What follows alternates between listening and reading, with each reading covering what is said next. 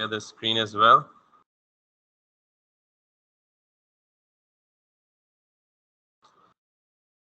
Okay so सिर्फ मैंने 3 चीज़ों पे बहुत ज़्यादा फोकस किया है, क्योंकि मैंने बड़ी डेप्थ में नहीं समझाई, लेकिन अभी उनकी डेप्थ आनी है। ऑब्जेक्ट, अरेज और फंक्शंस, इन तीनों के बारे में कहा था, दीज आर द बैकबोन्स कि जावास्क्रिप्ट में ये तीनों के बगैर आप नहीं चल सकते। तो हम ऑब्जेक्ट को पहले देखते हैं, और हमने ये कहा था कि ऑब्जेक्ट्स दोनों प्री डिफाइंड भी हैं, बहुत सारे ऑब्जेक्ट्स जो पहले से डिफाइंड हैं, और बहुत सारे ऑब्जेक्ट्स हैं जिनको हम खुद डिफाइन करते हैं, तो उनके अंदर उनकी प्रॉपर्टीज और उनके फंक्शंस भी हम खुद ही लिखते हैं और डिफाइन करते हैं। So first of all I do have, अच्छा यहाँ कंसोल पे हम आउटपुट देख सकते हैं, कंसोल लॉग, और ये कंसोल इतना इंटरेक्टिव है कि यहाँ आप डायरेक्टली कोई स्टेटमेंट लिखकर उसका अगर आउटपुट चेक करना चाहें for the time being, testing के लिए या देखने के लिए या चेक करने के लिए कि मुझे क्या मिलेगा इस स्टेटमेंट के अगेंस्ट, तो आप यहाँ डायरेक्टली भी एग्जीक्यूट कर सकते हैं। मिसाल के तौर पे अगर मैं यहाँ पे अलर्ट लिखता हूँ और इसके अंदर मैं हेलो लिखता हूँ, तो एंटर प्रेस करता हूँ, तो ये एग्जीक्यूट होगा। तो यानी कंसोल पे आप कोई भी स्टेटमेंट डायरेक्ट लिखते हैं तो चेकिंग के लिए, नॉर्मली हमारे पास जब टाइम कम होता है और हम ये नहीं चाहते कि हम जाकर डॉक्यूमेंट ओपन करें और उसमें कुछ चीज़ लिखें और फिर आगे उसका आउटपुट देखें, और इतने लंबे चौड़े काम से आप डायरेक्ट टेस्टिंग के लिए यहाँ पे कोई स्टेटमेंट लिख सकते हैं। ठीक है, सो what I gonna do is, मैं सिर्फ आपको ये चीज़ दिखाना चाहता हूँ कि अगर मैं यहाँ पे सिर्फ डॉक्यूमेंट लिखता हूँ, तो this document is a built in object, ये मैं पहले बता चुका हूँ आपको। डॉक्यूमेंट डॉट राइट यानी इसका एक फंक्शन हमने यूज किया, लेकिन अगर मैं इसे डॉक्यूमेंट लिख के एंटर प्रेस करता हूँ, तो what you can C is इसका आउटपुट ये है। Now you would ask me what is this, तो मैंने आपको ये कहा था कि आप इस पूरे व्यू पोर्ट के अंदर या डॉक्यूमेंट के अंदर, मैंने डॉक्यूमेंट और व्यू पोर्ट में भी फर्क समझाया था, जितना कुछ भी है वो सारा का सारा किसका पार्ट है, डॉक्यूमेंट का पार्ट। अच्छा, ये बेसिकली ये जो डॉक्यूमेंट का कीवर्ड है ना, ये जावास्क्रिप्ट है। Got it? तो अब जरा मैं एक बात करने लगूं, शायद जो आपको सुनने में, जानने में, या इनफैक्ट एट फर्स्ट ग्लांस थोड़ी सी अजीब लगे, लेकिन ऑब्वियसली इट्स अ फैक्ट। हम जितने भी HTML में एलिमेंट्स लिखते हैं, अगर आपने मेरे बेसिक लेक्चर देखे हैं या पहले से आपको HTML का पता है, तो तमाम के तमाम HTML elements parent child hierarchy में एग्जिस्ट करते हैं। यानी HTML उनका रूट है, उसके बाद उसके दो इमीडिएट चिल्ड्रन हैं, हेड और बॉडी। उसके बाद बॉडी के अंदर जितना कुछ भी आप लिखते हैं, पैराग्राफ लिखते हैं, हेडिंग लिखते हैं, वो सारा क्या है, बॉडी के चाइल्ड है। एंड देन अगर आप किसी भी H1 के अंदर फर्दर कोई टैग लिखते हैं, तो वो उसका, यानी ये पूरी की पूरी चीजें एक हायरार्की की फॉर्म में एग्जिस्ट करती हैं in context of HTML। Now जब ये सारा का सारा HTML ब्राउजर रेंडर करता है, तो ब्राउजर ऑटोमेटिकली एंड इंटरनली उन तमाम के तमाम एलिमेंट्स को ऑब्जेक्ट्स में बदल देता है खुद। I repeat, and that's very very very important concept. जितने भी HTML के कॉन्सेप्ट्स हैं, ये जितने भी HTML के एलिमेंट्स हैं, अच्छा आपके ये सवाल हो सकता है जी आप एलिमेंट किसको बोल रहे हैं, तो मैं टैग्स को फॉर द टाइम बीइंग मैं आपको बता रहा हूँ, मैं टैग्स ही को क्या बोल रहा हूँ, एलिमेंट्स बोल रहा हूँ। Got it? तो HTML के जितने भी एलिमेंट्स होंगे, ब्राउजर में जब वो पेज रेंडर होगा, तो वो तमाम के तमाम एलिमेंट्स क्या बन जाएंगे, ऑब्जेक्ट्स बन जाएंगे। एंड दोज ऑब्जेक्ट्स, और उनमें से जो सबसे पहला ऑब्जेक्ट है वो कौन सा होगा, डॉक्यूमेंट होगा, जो किसको रेफर कर रहा होगा, पूरे के पूरे HTML के स्ट्रक्चर को। And that you can C over here, मैंने जब सिर्फ डॉक्यूमेंट लिखा तो उसने मुझे क्या दिया, स्टार्टिंग HTML के टैग से लेके एंडिंग HTML के टैग तक। ऑब्वियसली इसके अंदर जितना कुछ भी है वो इसका पार्ट है। Making sense? अच्छा, अगर मैं यहाँ लिखता इस बॉडी के अंदर, अच्छा पहली बात, दूसरी बात यह है कि नॉर्मली हम स्क्रिप्ट को किसी भी वेब पेज की बिल्कुल बॉटम पे लिख सकते हैं, जैसे मैंने स्क्रिप्ट का टैग लिखा था उसके अंदर। तो हम नॉर्मली क्या करते हैं, एक और अप्रोच है जो ज्यादा इफेक्टिव है, कि आप स्क्रिप्ट को डायरेक्टली HTML लिखने के बजाय आप एक सेपरेट फाइल बनाते हैं, और उस फाइल को आप कोई भी नाम दे दें। मैं इसको नाम दे देता हूँ जी main.js, और ये फाइल मैं यहाँ पे इसी फोल्डर में बना भी लेता हूँ, main.js। आप डायरेक्ट जावास्क्रिप्ट का कोड यहाँ स्क्रिप्ट के अंदर लिखें तब भी ठीक है, लेकिन बेहतर प्रैक्टिस ये है, क्योंकि जब जावास्क्रिप्ट का कोड ज्यादा बड़ा हो जाता है तो HTML और जावास्क्रिप्ट क्या होता है, फिर मिक्स होना शुरू हो जाता है। तो फिर चूंकि हमें बेहतर है कि हम इनको सेपरेट करें, just the way we write CSS and HTML separately. Anyways, तो अब के बाद मैं सारा HTML यहाँ लिखूंगा और JS यहाँ अलग लिखूंगा, ये दोनों आपस में लिंक हो चुके हैं थ्रू दिस। अब मैं सपोज करता हूँ कि बॉडी के अंदर मैं यहाँ पे लिखता हूँ जी H1, और इसके अंदर मैं लिखता हूँ जी टेस्ट। तो ये सारा का सारा काम, ये सारा का सारा पार्ट डॉक्यूमेंट के अंदर आ जाएगा। If I expand the body, I do have this H1 inside. Even यहाँ पे कुछ भी और हो, लाइक पैराग्राफ हो, उसके बाद आप इसको यूएल कर लें, अनऑर्डर्ड लिस्ट, और उसके बाद आप इसको सम लॉरम लिख लें। Lorem means sample dummy text, यानी instead of keep on typing this text, तो मैं लॉरम लिखता हूँ तो वो खुद बहुत डमी टेक्स्ट जनरेट कर देता है, ठीक है। वंस अगेन मैं ये चीजें एक्सप्लेन नहीं करता क्योंकि आई एम सपोजिंग कि पिछला HTML जो है that has been covered, otherwise हमें बहुत टाइम लग जाएगा। सो अब ये देखें, ये सारे के सारे क्या हैं, HTML के एलिमेंट्स हैं। H1 एक एलिमेंट है, पैराग्राफ टैग एक एलिमेंट है, UL एक एलिमेंट है, उसके अंदर LI एक एलिमेंट है। तो ये तमाम के तमाम, अगर मैं अब दोबारा यहाँ डॉक्यूमेंट लिखता हूँ, what I can do is I can have this one with all or with everything that I have written inside this body tag. I can access it or I can see it right inside this. तो ये सारा का सारा क्या है, parent child hierarchy या parent child की form में ये टैग्स एग्जिस्ट करते हैं। द इम्पोर्टेंट पॉइंट इज कि ये तमाम के तमाम एलिमेंट्स क्या बन जाते हैं, ऑब्जेक्ट्स बन जाते हैं। Got it? सो अब जब ये ऑब्जेक्ट बन जाते हैं तो मैं ये सपोज करता हूं कि मैं इन ऑब्जेक्ट्स के साथ इंटरेक्ट कर सकूं जावास्क्रिप्ट में रहते हुए। इंटरेक्ट करने का मतलब क्या हुआ कि मैं लेट सपोज यहाँ एक बटन बनाता हूं, तो मैं इस बटन पे क्लिक करता हूं तो किसी टेक्स्ट का कलर चेंज हो जाए। Got it? मैं क्लिक करूं तो कोई एनिमेशन बन जाए, मैं क्लिक करूं तो कोई चीज हाइड हो जाए, कोई चीज शो हो जाए, डिस्प्ले हो जाए। तो ये बेसिकली क्या होती है, interactivity. Just like this, if I click on this admit, तो एक एक्शन अकर हो गया या एक एक्शन परफॉर्म हो गया। अगर मैं सिमिलरली यहाँ पे क्लिक करता हूँ तो एक ये पॉपअप या एक ड्रॉप डाउन मेन्यू शो हो गया। So what is this? This is the interactivity. अगर मैं यहाँ पे क्लिक करता हूँ तो कोई और एक्शन परफॉर्म होगा, अगर मैं यहाँ पे क्लिक करता हूँ कोई और एक्शन परफॉर्म होगा। So what is this? This is basically possible because of the JavaScript. So what I am going to teach you कि मैं कभी भी डॉक्यूमेंट में मौजूद किसी भी हिस्से के साथ अगर इंटरेक्ट करना चाहूँ, और इंटरेक्शन से मैंने मुराद बता दिया आपको क्या है, किसी भी एलिमेंट को की वैल्यू को सेट करना, गेट करना, कोई एलिमेंट हाइड करना, कोई एलिमेंट शो करना, तो ये हम कैसे कर सकते हैं जावास्क्रिप्ट के साथ। अच्छा, चूंकि मैं आपको बता चुका हूं कि document contains the reference of this whole entire I mean HTML document, तो डॉक्यूमेंट खुद क्या है, एक ऑब्जेक्ट है। बाकी सारे के सारे ऑब्जेक्ट, अगर आप ये जो मैं कहानी बता रहा हूँ ना आपको, इसको हम कहते हैं डॉम ट्री। डॉम ट्री क्या है, जरा मैं आपको पहले वो बता दूं। मैंने बोला कि जब हम डॉक्यूमेंट लिखते हैं तो everything is present in the form of parent child hierarchy. इसका मतलब ये हुआ कि अगर मैं यहाँ पे if I can draw something diagrammatically, तो मेरा जो सबसे रूट है that would be called as document. इसके अंदर हमें क्या मिल रहा है, you can see it direct. इसका पहला चिल्ड्रन, ये पहला चाइल्ड कौन है, हेड। इसका जो दूसरा चाइल्ड है वो कौन है, बॉडी। फिर अगर आप हेड के अंदर आए तो आपको मजीद क्या मिलता है, टाइटल और कुछ मजीद चीजें, I mean like Meta tags और रेफरेंसेस और लिंक्स और समथिंग लाइक दैट। ये कुछ इसके चिल्ड्रन, ठीक है। फिर अगर आप बॉडी के अंदर आते हैं तो what I have written inside the body is, मैंने बॉडी के अंदर क्या लिखा है, पहले H1 का टैग लिखा, फिर मैंने बॉडी के अंदर क्या लिखा, P का टैग लिखा। तो ये सारे के सारे क्या कहलाते हैं बेसिकली। फिर मैं यहाँ पे आया और मैंने क्या लिखा जी, UL लिखा। फिर इस UL के अंदर फर्दर 3 LIs हैं।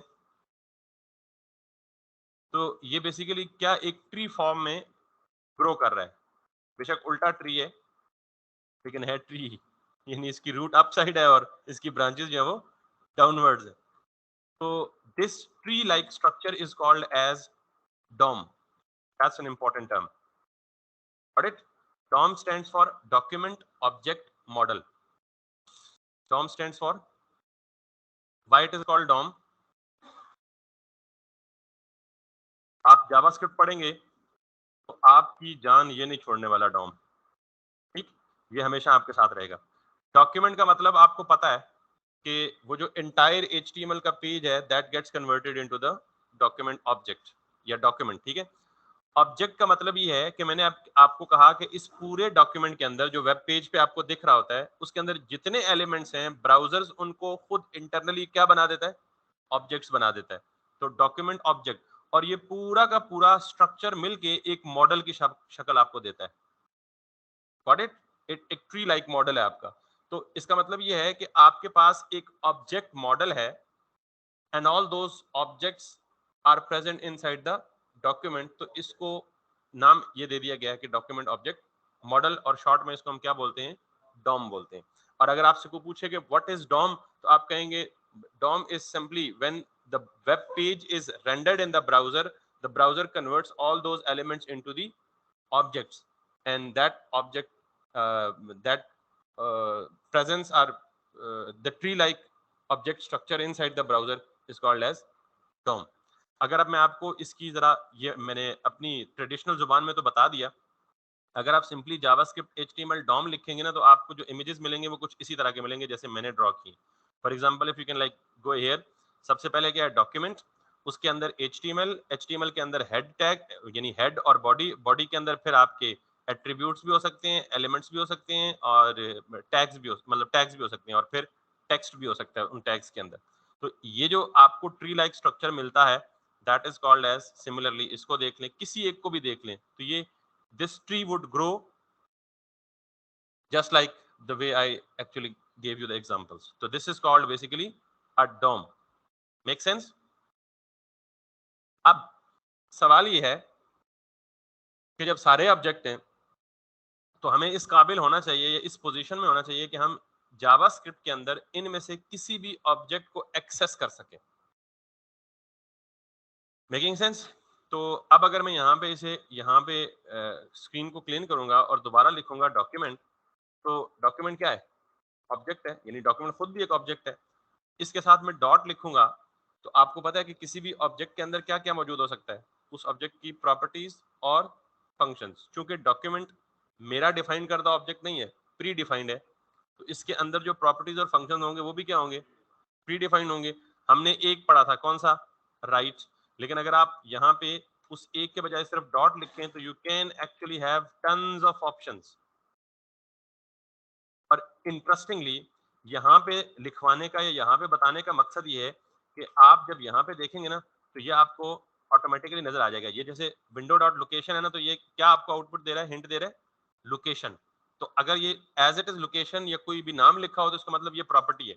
आगे आए, ये भी प्रॉपर्टी है। आगे आए, ये एफ लिखा हुआ है तो ये क्या मतलब है इसका, that should be a function. आगे आए, that is proxy which is an object. आगे करली ब्रैकेट, ऑब्जेक्ट लिटरल देख रहे हैं, प्रॉक्सी के आगे ऑब्जेक्ट लिटरल, ऑब्जेक्ट ऐसे ही लिखते हैं।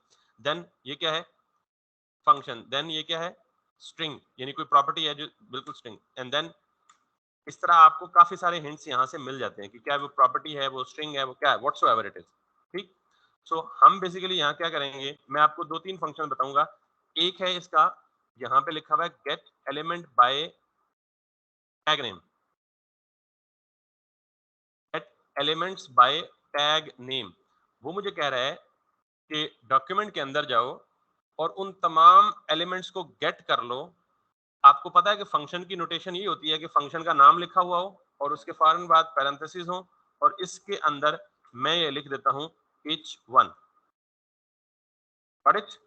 तो अगर मैं ये लिखता हूं, एंटर प्रेस करता हूं, तो उसने मुझे जो रिटर्न किया वो क्या किया, सिंपली एक h1 element. Can you see this? तो मैं क्या कर रहा हूं, मैं डॉक्यूमेंट के अंदर जाके उस पूरे डॉक्यूमेंट में पड़े हुए एक एलिमेंट को गेट कर रहा हूं, है ये, ठीक। लेकिन अगर यहाँ एक से ज्यादा h1 होते तो टैग नेम का मतलब यह है कि जितने एलिमेंट्स जिनका नाम h1 है वो सारे रिटर्न कर दो। हाँ, अगली बात मैंने नहीं बताई कि अरे में दे रहे, ये अरे नहीं है, बेसिकली HTML कलेक्शन है and it looks like array but it is not actually. There is a difference between HTML collection, मतलब फिलहाल आप यही समझ लेंगे ये अरे ही है, क्योंकि यहाँ लिखा नजर आ रहा है HTML कलेक्शन, लेकिन शक्ल इसकी अरे जैसी है बिल्कुल। ठीक, थोड़े बहुत इंडेक्स भी शो कर रहा है, लेकिन थोड़ी बहुत डिसिमिलैरिटीज हैं, वो भी आगे चल के एडवांस में आपको पता चलेंगे। अभी आप इसको अरे ही समझे सपोज करें। तो इसका मतलब ये है कि I do have a way using which I can select one element or multiple elements from the document inside the JavaScript. Clear? तो अब मैं यहाँ पे कुछ नहीं लिखूंगा, बल्कि जो कुछ भी लिखूंगा कहाँ पे लिखूंगा, यहाँ पे लिखूंगा। ठीक, तो अगर मैं ये कहता हूं कि मुझे डॉक्यूमेंट में जाओ, dot gate element by tag name में जाओ, और एक इंटरेस्टिंग बात देखिएगा, जब भी मैं फंक्शन लिखूंगा, ये कन्वेंशन है। कन्वेंशन का मतलब होता है कि हार्ड एंड फास्ट रूल नहीं है, लेकिन बेहतरीन प्रैक्टिस है कि आप फंक्शन का नेम और वेरिएबल का नेम कैमल केस में लिखेंगे, कैमल केस में। और कैमल केस का मतलब ये होता है कि you would start with the lower case and every subsequent word या first letter of every subsequent word is capital. यानी देखें, गेट स्टार्टिंग लोअर केस, अगला वर्ड पहला लेटर क्या है, ई कैपिटल, अगला वर्ड बाय है तो पहला लेटर क्या है, कैपिटल, अगला वर्ड टैग है तो पहला लेटर क्या है, कैपिटल, अगला वर्ड नेम है। तो इसका मतलब अगर आपके फंक्शन के नेम में या वेरिएबल के नेम में एक से ज्यादा वर्ड्स हैं, तो आप किस नोटेशन को फॉलो करेंगे, कैमल केस को। ये यूनिवर्सल एक स्टैंडर्ड है, आप इसको वायलेट भी करेंगे तो ऑब्जेक्शन नहीं होगा, लेकिन it's not a good practice actually. तो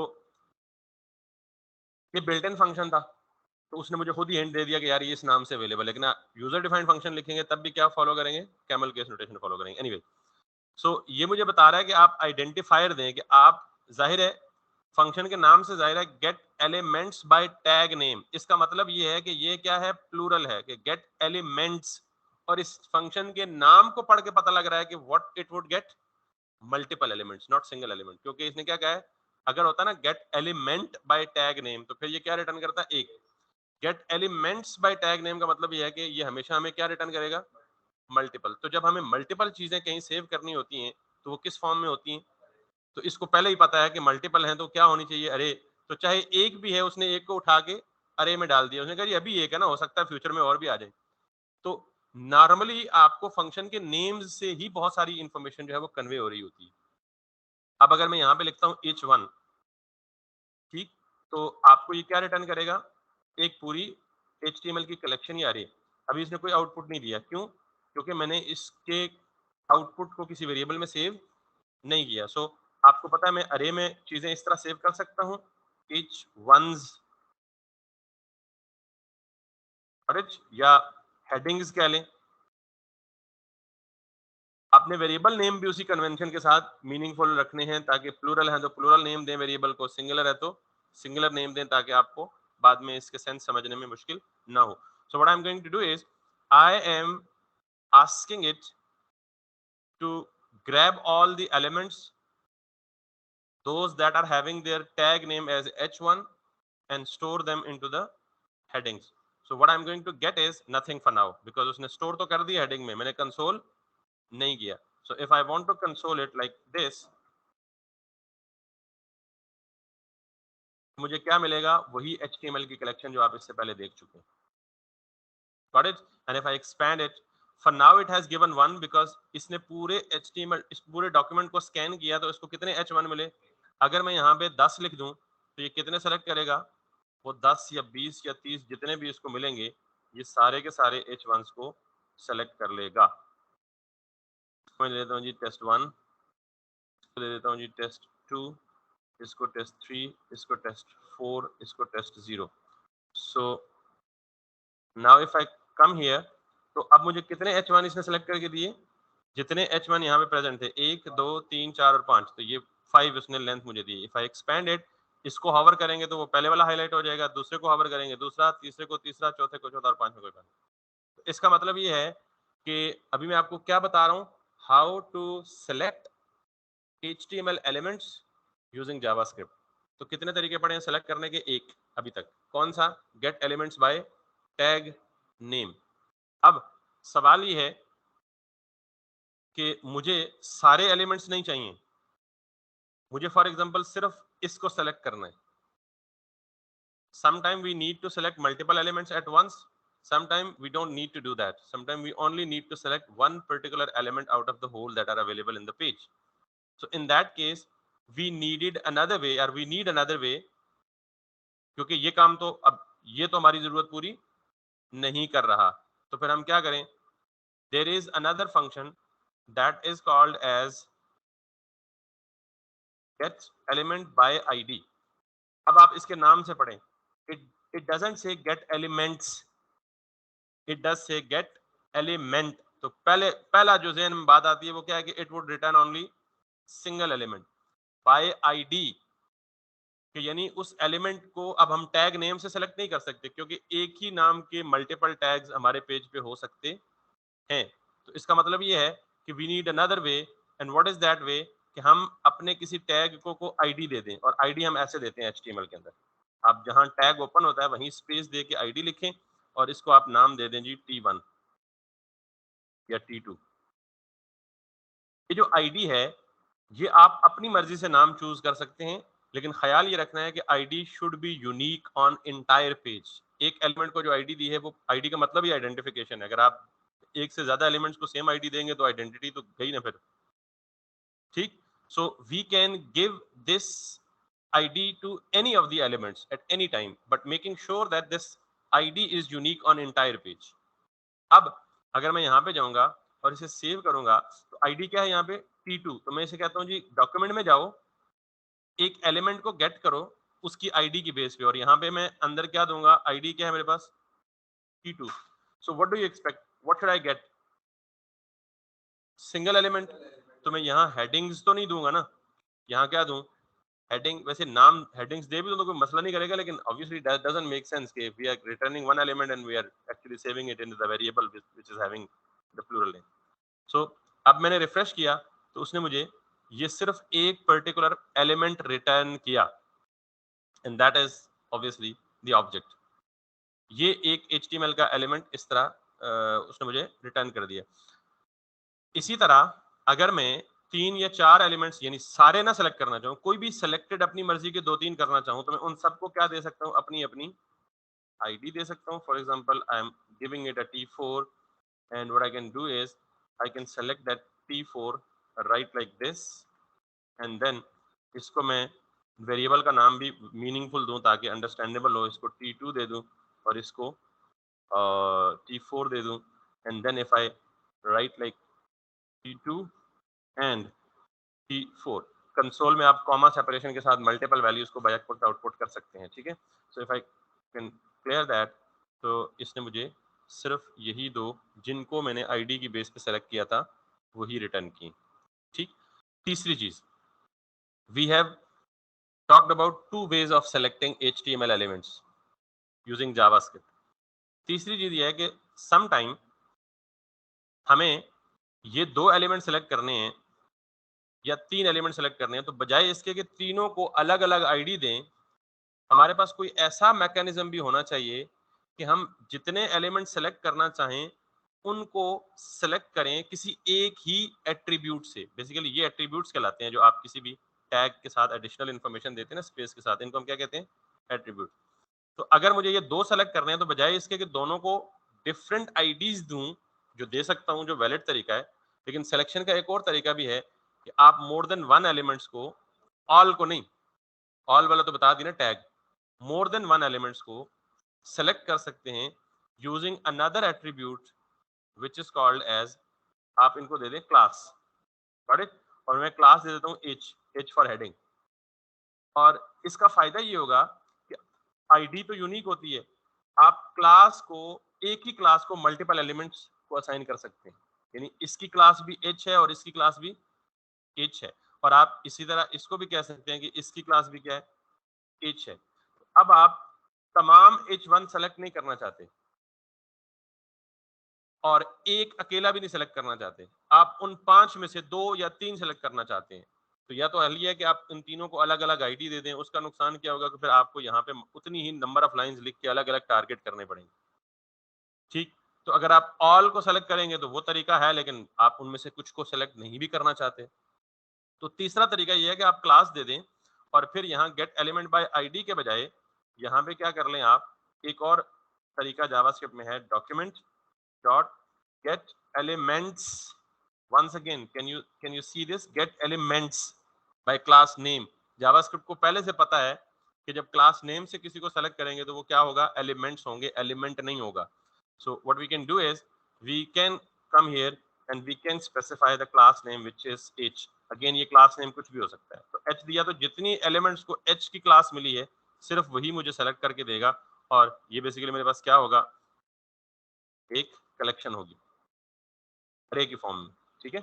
सो headings equals to like this, and if I now come back and console it like this, I should have that 3 h1 dot h का मतलब ये है कि पहला h1 जिसकी क्लास, डॉट का मतलब क्या होता है क्लास, h1 डॉट h का मतलब पहला h1 जिसकी क्लास ये है, दूसरा और तीसरा। एग्जैक्टली अगर आपको क्लास हर एक की अलग अलग देनी है तो दे सकते हैं, और अगर एग्जैक्टली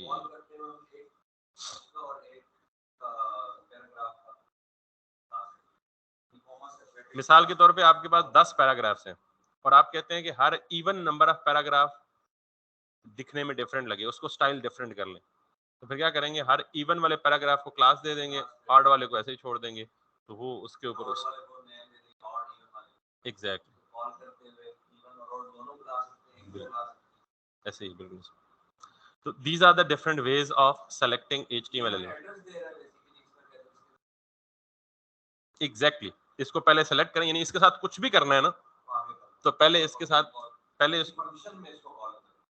यानी देखें, मैं ये चाहता हूं कि मैं फलां कमरे में जाके कुर्सियों की अरेंजमेंट चेंज कर लूं, तो पहला काम मुझे क्या करना होगा, उस कमरे तक एक्सेस करना होगा, उस कमरे तक पहुंचना होगा, बाद में कुर्सियां चेंज करूंगा ना, अरेंजमेंट चेंज करूंगा।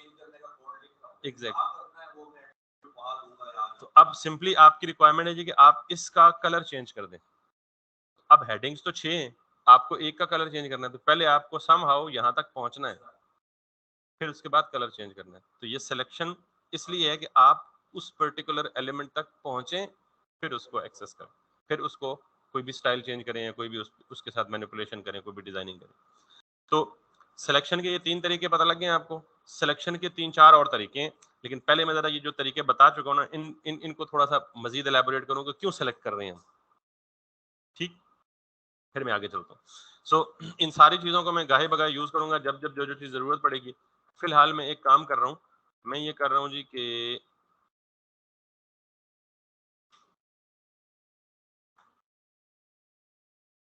Just I am having this T2, मैंने इसको आईडी से सेलेक्ट किया और मैं मेक श्योर कर रहा हूँ कि मेरे पास T2 नाम की आईडी एक है,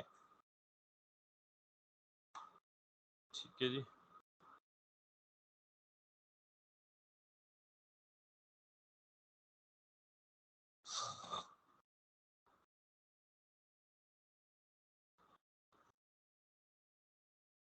और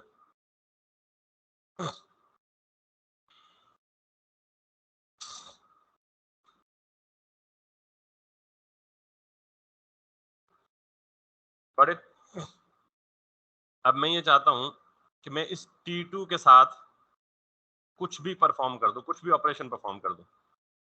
वो ऑपरेशन क्या हो सकता है, मिसाल देता हूं।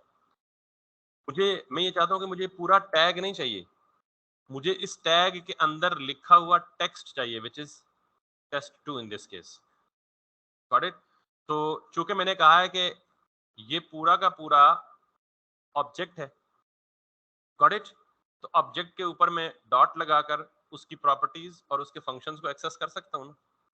तो जब ये पूरा का पूरा document dot gate element by ID मुझे एक ऑब्जेक्ट रिटर्न करेगा, तो मैं ऑब्जेक्ट कहाँ स्टोर कर रहा हूँ, T2 में। तो जब T2 एक ऑब्जेक्ट बन गया तो डॉट के साथ मैं इस पर मल्टीपल काम कर सकता हूँ ना। तो मैं कहता हूँ T2 dot inner HTML inner text, बहुत सारा कुछ है, मैं सिर्फ पहले एक दो चीजें बताऊंगा। मैंने क्या कहा, डॉट इनर टेक्स्ट सिंपली। अब अगर मैं ये इस इनर टेक्स्ट के साथ ये लिख देता तो ये क्या होता, फंक्शन। अगर ये ना लिखूं तो क्या होगा, प्रॉपर्टी। फंक्शन यानी ऑब्जेक्ट में दो ही चीजें होती है ना, या प्रॉपर्टी या फंक्शन। तो ये भी बता चुका हूं कि कैसे पता लगेगा कोई चीज प्रॉपर्टी है या फंक्शन है। ऑब्जेक्ट, उसके साथ डॉट, और डॉट के बाद कोई भी नाम, अगर उस नाम के साथ पैरेंथेसिस होंगी तो वो क्या होगा, फंक्शन, नहीं होंगी तो क्या होगा। तो ये जो T2 डॉट इनर टेक्स्ट है, ये मुझे क्या रिटर्न करेगा, T2 ये है, और इसका इनर टेक्स्ट क्या है, टेस्ट2। So if I refresh it, I only get this. Make sense बेटा? This is how and this is why we were selecting it. अब मैं ये चाहता हूं, बाय डिफॉल्ट इसके अंदर क्या लिखा हुआ है, टेस्ट 2. मैं ये चाहता हूं कि मैं इस टेस्ट 2 को रिप्लेस करके क्या लिख दूं, दिस इज माय टेस्ट. तो मैं क्या करूंगा, मैं इसे कंसोल करने से पहले सबसे पहले मैं ये कहूंगा कि T2 में जाओ, उसके इनर टेक्स्ट में जाओ, एग्जिस्टिंग इनर टेक्स्ट क्या पड़ा हुआ है, टेस्ट 2, उसको असाइन कर दो नया टेक्स्ट. मैंने आपको ये बताया कि किसी जगह पे, किसी वेरिएबल में, किसी ऑब्जेक्ट में एक वैल्यू पड़ी हो, आप उसमें ऊपर से दूसरी असाइन कर दें, तो क्या होगा, जो एग्जिस्टिंग है वो क्या हो जाएगी, ओवरराइट हो जाएगी. So now if I want to talk about this is, तो बाय डिफॉल्ट ये क्या पड़ा हुआ है, test 2. If I refresh it, इसने क्या कर दिया, समझ आ गई बात? मैंने क्या किया, T2, पहले मैंने आपको कहा था T2 डॉट इनर टेक्स्ट करेंगे तो जो भी उसके अंदर टेक्स्ट है वो उठा के हमें वापस दे देगा. अब मैं उसे वापस नहीं ले रहा, मैं कह रहा हूँ यार T2 डॉट इनर टेक्स्ट, उसके अंदर ये लिख दो. हालांकि उसके अंदर पहले से कुछ और चीज पड़ी हुई थी, तो वो क्या करेगा, उसको रिप्लेस करके जो नई मैं वैल्यू असाइन कर रहा हूँ वो, और फिर T2 डॉट इनर टेक्स्ट दोबारा कर रहा हूँ. तो पहले T2 इनर टेक्स्ट में क्या था, टेस्ट 2. जब इसके बाद मैंने ये लाइन करने के बाद फिर ये लिखा, तो उस वक्त तक जो एग्जिस्टिंग टेक्स्ट था वो क्या हो चुका था, रिप्लेस हो चुका.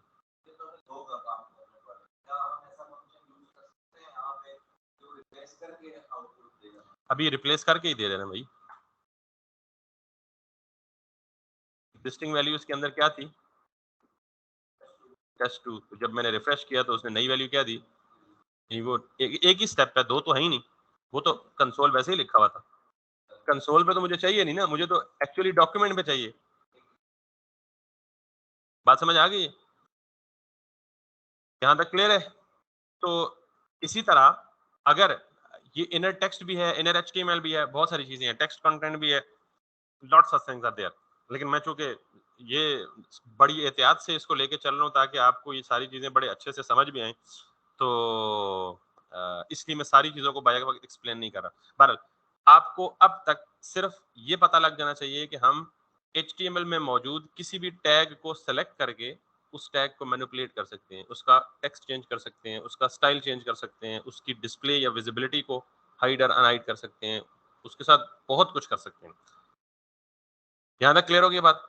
अच्छा, अब जरा मैं एक और बिल्कुल 180 डिग्री शिफ्ट लेने लगा हूं. इस पे भी ऑब्वियसली मैं दोबारा बार बार इसको जिक्र करूंगा, इसको थोड़ी देर के लिए कमेंट कर देते हैं. JavaScript is called as event driven scripting language. Event driven programming language कह लें, ये भी गलत नहीं होगा. What is event and what is event driven programming? आपको पता है इवेंट क्या होता है? प्रोसेस हो रहा है लेकिन वो कहीं बाहर से इनिशिएट हो, नहीं प्रोसेस नहीं कह सकते आप उसे, एक्शन जरूर कह सकते हैं. ठीक है, प्रोसेस इज समथिंग डिफरेंट, क्योंकि कंप्यूटर की टर्मिनोलॉजी में प्रोग्राम और process is something which is very tricky to understand. So एक एक्शन है. अब मुझे ये बताएं कि यहाँ इस पेज पे मैं क्या एक्शन परफॉर्म कर सकता हूँ. एक क्लिक करना एक एक्शन है, राइट क्लिक करना एक एक्शन है, माउस को ड्रैग करना एक एक्शन है, माउस को ड्रॉप करना एक एक्शन है, माउस को मूव ओवर करना, किसी भी एलिमेंट के ऊपर लेके जाना एक अलग एक्शन है, माउस को माउस लीव करना एक अलग एक्शन है, पेज रिफ्रेश करना या विंडो रीलोड करना एक एक्शन है. Got it? कीबोर्ड से की प्रेस करना एक अलग इवेंट है, की रिलीज करना एक अलग इवेंट है. इसका मतलब ये हुआ कि बहुत सारे टाइप्स के इवेंट्स हैं. कुछ इवेंट्स हैं जो सिर्फ किससे एसोसिएटेड है, माउस से एसोसिएटेड है. कुछ इवेंट्स हैं जो किससे एसोसिएटेड है, कीबोर्ड से एसोसिएटेड है. कुछ इवेंट्स हैं जो किससे एसोसिएटेड है, विंडो से. ये पूरी विंडो है, यानी डॉक्यूमेंट और विंडो में फर्क पता है ना? डॉक्यूमेंट सिर्फ ये है कि आपको यहाँ जो कुछ नजर आएगा, और ये जो पूरी मैं मूव कर रहा हूँ ये क्या है, तो ये जब मैं रिफ्रेश करता हूँ तो ये बेसिकली क्या हो रहा होता है, विंडो रिफ्रेश हो रही होती है. तो कुछ इवेंट्स हैं जो एसोसिएटेड किससे हैं, माउस से, उनको हम क्या कहेंगे, माउस इवेंट्स. कुछ इवेंट्स एसोसिएटेड किससे हैं, कीबोर्ड से हैं, इनको हम क्या कहेंगे, कीबोर्ड इवेंट्स. कुछ इवेंट्स हैं जो किससे हैं, विंडो से, उसे हम क्या कहेंगे, विंडो इवेंट्स. कुछ इवेंट्स हैं जो किससे एसोसिएटेड हैं, डॉक्यूमेंट के साथ, उसको हम क्या कहेंगे, डॉक्यूमेंट इवेंट्स. और कुछ इवेंट्स हैं जो कि डॉक्यूमेंट के अंदर भी हम फॉर्म बनाएंगे, तो तब मैं आपको बताऊंगा कि फॉर्म इवेंट्स भी एग्जिस्ट करते हैं. तो इसका मतलब ये है कि event is something, event is some action that we can perform on the web page. Like just if I give you the example,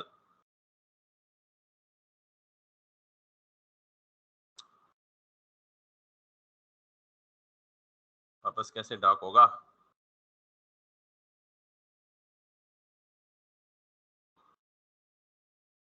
Anyway, just if I give you the example, मैंने यहाँ click किया तो क्या हुआ, एक event occur हुआ।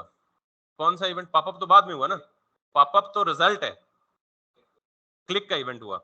अगर मैं यहाँ राइट क्लिक करूं, यानी ये वाला लेफ्ट वाला बटन दबाऊं, तो ये क्या होगा? राइट वाला, सॉरी, ये क्या होगा? Left click event. अगर मैं डबल क्लिक करूं तो क्या होगा? Double click event. अब मुझे आप ये बताएं कि मैं कुछ इवेंट कर रहा हूं, यहाँ डबल क्लिक कर रहा हूं, कुछ भी नहीं हो रहा, जबकि मैं किसी खास बटन पे जाके करूंगा तो कुछ हैपनिंग होगी। तो इसका मतलब क्या हुआ कि सिर्फ इवेंट परफॉर्म करना इंपॉर्टेंट नहीं होता, उस इवेंट को किसी बटन के साथ या यूआई के किसी एलिमेंट के साथ एसोसिएट करना भी इंपॉर्टेंट होता है। यानी मैं यहां क्लिक कर रहा हूं, नथिंग इज हैपनिंग, यहां क्लिक कर रहा हूं, नथिंग इज हैपनिंग। नहीं, वो इवेंट है, लेकिन उस इवेंट को हैंडल नहीं किया गया, यानी उस इवेंट को कैच करके उसके अगेंस्ट कोई एक्शन डिफाइन नहीं किया गया। So this is what I am trying to tell you, that हम ना सिर्फ इवेंट की बात करेंगे, बल्कि हम उस इवेंट को किसी भी बटन के साथ या किसी भी यूआई एलिमेंट के साथ एसोसिएट करेंगे, नंबर वन। और फिर एसोसिएशन भी काफी नहीं है, उसके अगेंस्ट कोई एक्शन क्या परफॉर्म करना है ये भी हम डिफाइन करेंगे। मिसाल के तौर पे अगर मैं यहाँ पे क्लिक करूंगा तो क्या हो गया? म्यूट हो गया। क्यों? क्योंकि इसके ऊपर एक इवेंट हैंडल हुआ था।